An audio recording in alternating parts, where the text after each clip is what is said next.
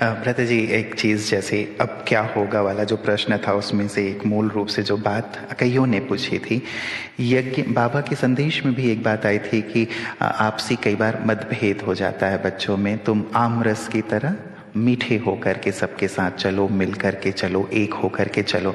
तो वो स्वरूप कई बार ये दिखाई नहीं देता। ये लाने के लिए हम क्या पुरुषार्थ करें और क्या यज्ञ में ऐसी फिर संभावना है, क्योंकि कई बार पोजीशन वाली बात ज़्यादा देखने में आती है। देखिए, यज्ञ का स्वरूप कुछ और अच्छा होने वाला, हालांकि मैं उसे जानता हूँ, लेकिन वो अभी बताने का समय नहीं है, आप सब देखेंगे। अब यज्ञ में एक स्पिरिचुअल लहर भी चलेगी, क्योंकि जो ऐसे लोग हैं पोजीशन चाहिए, पद चाहिए, उनको जल्द ही आभास हो जाएगा कि इसमें कुछ नहीं रखा है। दुनिया में कितने पद हैं आजकल, कलयुग में भी सरकारों के पास क्या लाखों पद नहीं है? मैं हजारों नहीं कह रहा हूँ, हजारों पद तो बड़े हैं, लाखों पद हैं। लोग कितने अशांत हैं, कितने दुखी हैं, असंतुष्ट हैं, टेंस रहते हैं। तो स्पिरिचुअल मार्ग पर भी लोगों को यह एहसास होता जाता है कि ये पद पोजीशन रियल अचीवमेंट नहीं है।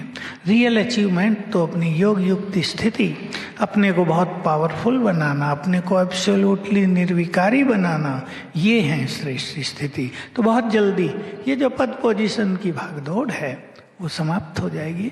देखिए, मैं सार रूप में दो बातें कह दूं। किसी भी ऑर्गेनाइजेशन में, स्पिरिचुअल ऑर्गेनाइजेशन के लिए ज़्यादा, लेकिन मान लो पॉलिटिकल ऑर्गेनाइजेशन भी हैं, अगर धन और पद पोजीशन की भागदौड़ ज़्यादा बढ़ गई तो उनका पतन होता ही है। और अगर योग्य व्यक्तियों को आगे बढ़ा दिया गया, जैसे बीजेपी ने किया, तो उत्थान निश्चित है। तो हर धार्मिक और आध्यात्मिक संस्था को सोच लेना चाहिए, पद पोजीशन के पीछे भागदौड़ करना पतन का मार्ग अपनाना है। इस महान यज्ञ का पतन नहीं होगा, उनका पतन होगा।